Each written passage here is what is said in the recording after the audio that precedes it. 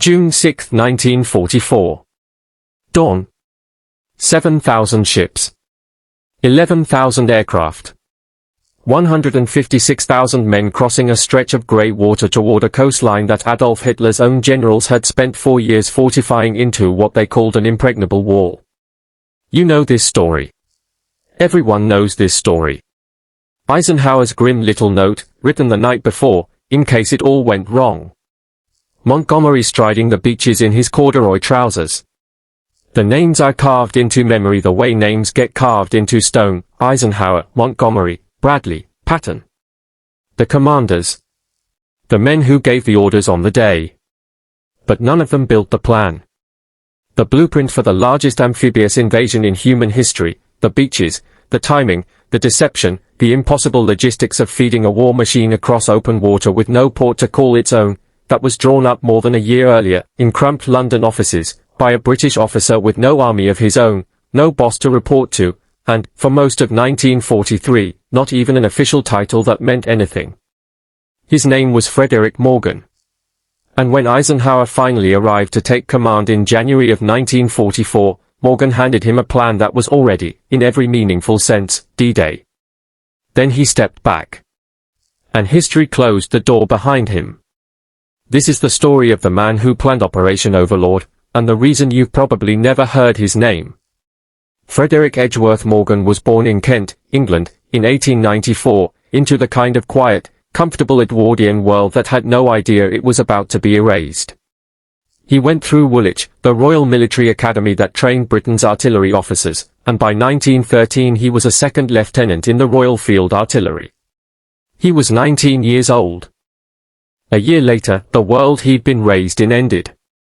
Morgan spent the First World War on the Western Front, first as a young artillery officer directing barrages into the mud of France, later moving into staff work, the unglamorous, invisible machinery of planning, logistics, and coordination that most people never think about when they picture a battlefield.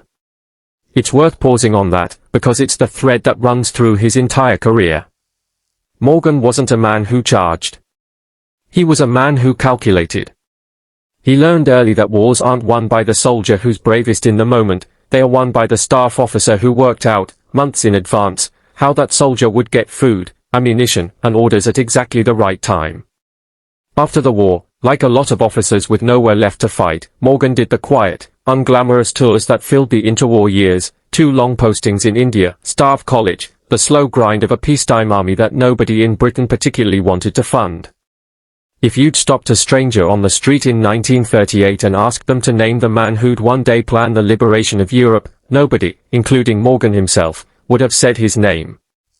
He wasn't a star. He was a competent, thorough, unglamorous professional. Which, it turns out, is exactly what the war was about to require. When the Second World War broke out, Morgan commanded divisions and corps in Britain, preparing home defense against a German invasion that, thankfully, never came. He wasn't a headline general. He didn't have Montgomery's ego or Patton's swagger. What he had was a reputation, quietly earned among people who worked with him, as a man who could organize chaos into a plan, and, just as importantly, a man other people could actually stand to work alongside for months at a time under impossible pressure. In a war about to demand the largest planning exercise in military history, that turned out to matter more than glory ever would. In March of 1943, Morgan was summoned to a job that, on paper, should have been a career death sentence. The Allies had decided, after 2 years of argument between Roosevelt, Churchill, and their military chiefs, that at some point in 1944 they would invade Nazi-occupied France. That much was settled. Almost nothing else was. There was no agreed location. No agreed date beyond a vague target. No agreed size of force. And, critically, no commander. Into that vacuum, Morgan was appointed to a position with one of the strangest titles in military history, Chief of Staff to the Supreme Allied Commander. The trouble was, there was no Supreme Allied Commander. That position wouldn't be filled for another 9 months. Eisenhower wasn't even selected for the job until December of 1943. So Morgan was, quite literally, Chief of Staff to a person who didn't exist. The military abbreviated the job title down to its initials, and almost as a joke, that became the name of the entire organization, COSSAC. Chief of Staff to the Supreme Allied Commander. Morgan later admitted the acronym made people laugh. It sounded like a job invented by a bureaucrat with nothing better to do. What it actually meant was that Morgan had been handed the single most consequential planning task of the war, and no authority whatsoever to make anyone give him what he needed to do it. Think about the position he was in. He had no ships assigned to him. No landing craft. No divisions under his direct command. He couldn't demand resources, he could only ask, and hope. Every request had to be routed through a combined Chiefs of Staff committee stretched across two nations, each with its own priorities, its own theater commanders competing for the same scarce landing craft in the Mediterranean and the Pacific. Historians who've studied COSSAC describe the entire operation, in its first year, as a ship with no captain, an invasion force being designed by a man with no formal power to insist on anything. Morgan understood exactly how precarious his position was. He warned his own staff, early on, that the words, planning staff, had come to carry a kind of curse in military circles, a reputation for producing endless paper and no action. He told them their job was to prove that reputation wrong. Not just to plan, but to force that plan into something that would actually happen. He had less than 90 days to answer questions that would decide the fate of the war in Europe.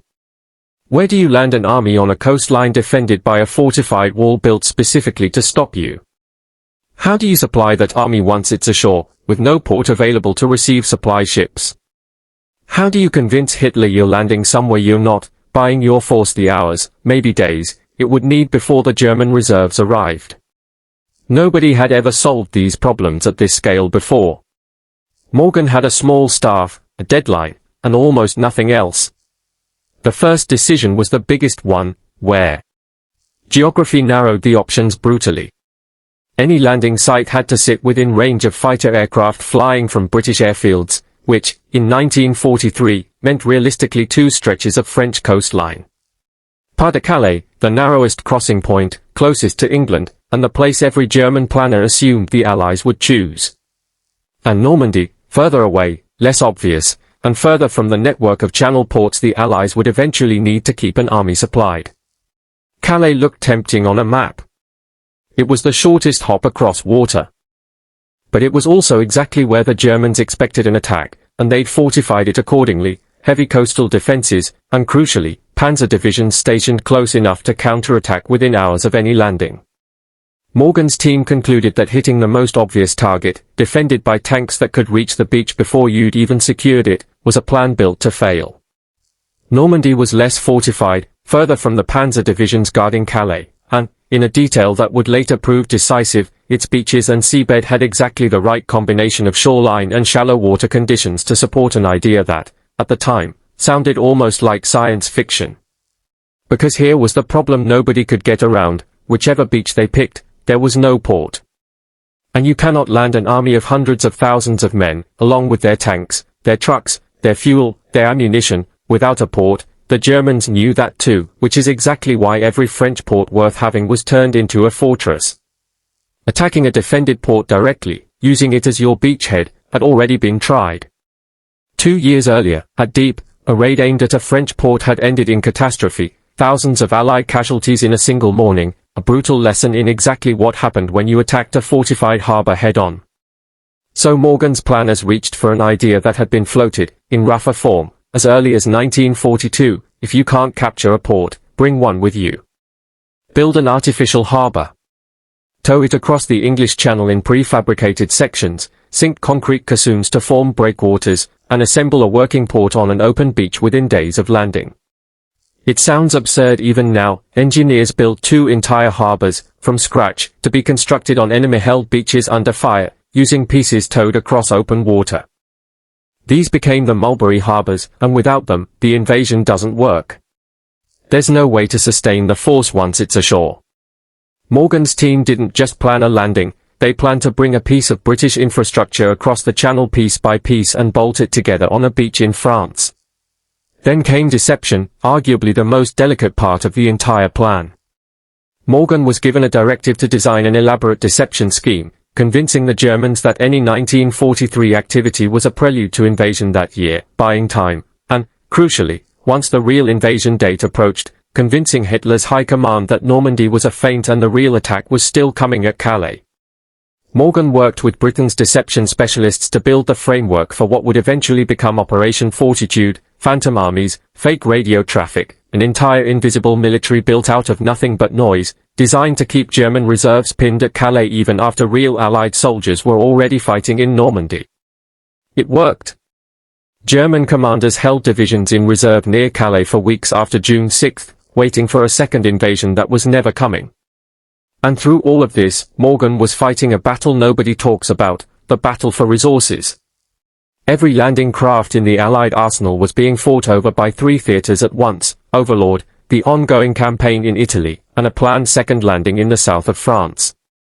Morgan's plan, as submitted in July of 1943, called for an initial assault of only 3 divisions, not because 3 divisions were enough, but because 3 divisions were all the landing craft could carry. He knew it was thin. He said so. But without the authority to commandeer more resources, 3 divisions was the plan he had to submit, on deadline, to the combined chiefs. COSSAC met its deadline. Morgan handed over a complete plan, landing site, timing framework, artificial harbors, deception strategy, command structure, for an invasion that, at that point, still had no commander to lead it. In December 1943, Eisenhower was finally named Supreme Allied Commander. On the last day of that year, he and Montgomery sat down and looked at the COSSAC plan for the first time. Their reaction was immediate: it wasn't big enough. 3 divisions landing on a narrow stretch of coast, they argued, left too little margin, too easy for German defenders to contain and crush before reinforcements could land in strength. Eisenhower and Montgomery, now holding the authority Morgan had never had, expanded the plan to 5 divisions landing simultaneously across a wider front, with airborne troops dropping inland to secure the flanks. It was the right call. But it also meant more landing craft were needed, which meant the invasion had to be pushed back an entire month, from May to June of 1944. This is worth sitting with for a moment, because it's the cruelest irony in the whole story.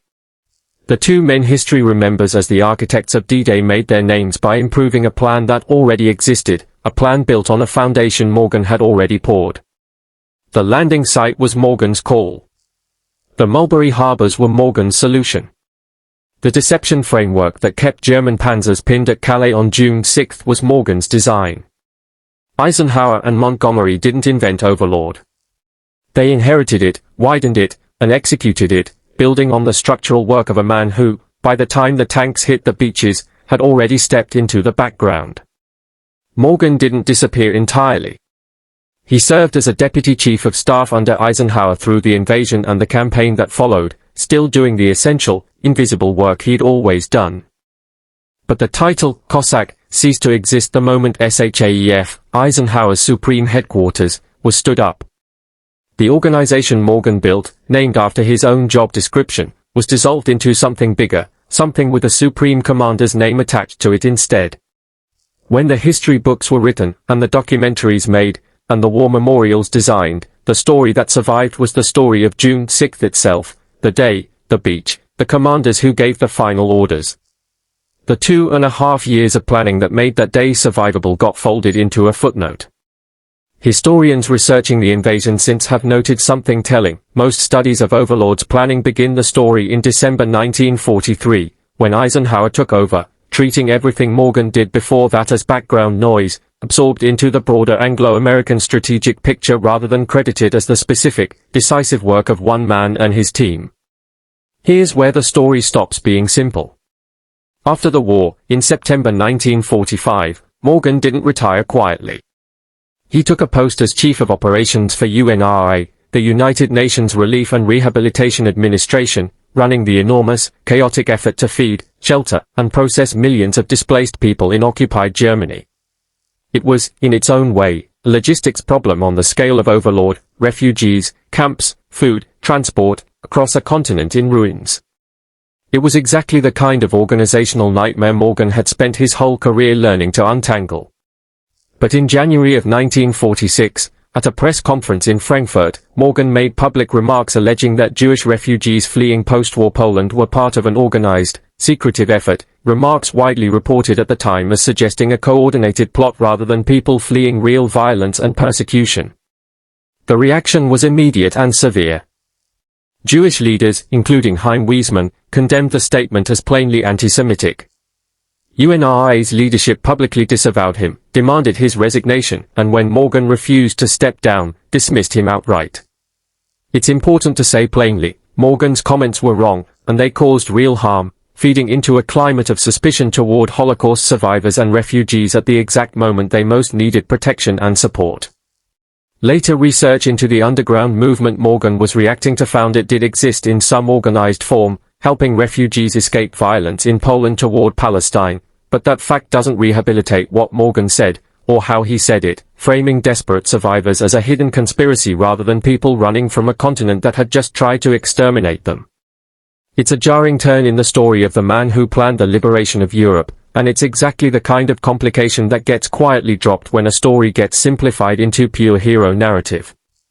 The same mind that solved the Mulberry Harbor problem, that outmaneuvered German intelligence with fortitude, walked into a press conference less than 2 years later and said something that got him fired in disgrace. History doesn't often hand you a single, clean through line. Sometimes the brilliant planner and the man who says something indefensible are the same person, a few months apart. Morgan returned to Britain, held a few further military administrative posts, and lived until 1967, largely out of the public eye, his name fading from a story that, without him, would never have had a beginning. So why don't you know his name? Partly, it's the nature of the job itself. Morgan's genius wasn't the kind that photographs well. There's no image of Frederick Morgan striding a beach under fire. His war was fought over maps, supply tables, and shipping manifests, in rooms with no cameras. The Second World War, like most wars, remembers the men who gave orders on the day far more readily than the men who spent 2 years making sure those orders were even possible to give. Partly, it's structural. The organization Morgan built was designed, by its own name, to dissolve the moment a supreme commander arrived. COSSAC existed specifically as a placeholder, a bridge to a bigger structure that would absorb it and take the credit forward. Morgan quite literally planned his own erasure into the job description. And partly, uncomfortably, it's what came after. A man remembered as a hero of D-Day is a simpler story to tell than a man who was also, 18 months later, dismissed in disgrace for anti-Semitic remarks that caused genuine harm to Holocaust survivors seeking safety. History has an easier time canonizing simple men. Morgan wasn't simple. He was brilliant at one of the hardest logistical problems ever posed to a military planner, and he was also capable, later, of causing real damage with careless, prejudiced words in a moment that demanded far better judgment. Maybe that's the more honest way to remember him. Not as a forgotten saint robbed of his due credit, though he was, in large part, robbed of that credit, but as what he actually was, a deeply skilled, deeply human planner, capable of solving an impossible problem for the world, and capable, later, of getting something badly, publicly wrong. Without Frederick Morgan, there is no D-Day plan for Eisenhower to inherit, no Mulberry harbors, no deception scheme holding German panzers at Calais while real soldiers fought their way inland at Normandy. The invasion that ended the war in Europe was drawn, in its essential shape, by a man most people have never heard of, working without a boss, without full authority, against a deadline that could not move, in a job whose title was designed to disappear the moment it succeeded. He built the blueprint for the liberation of a continent. And then history did to him exactly what his own job title predicted it would.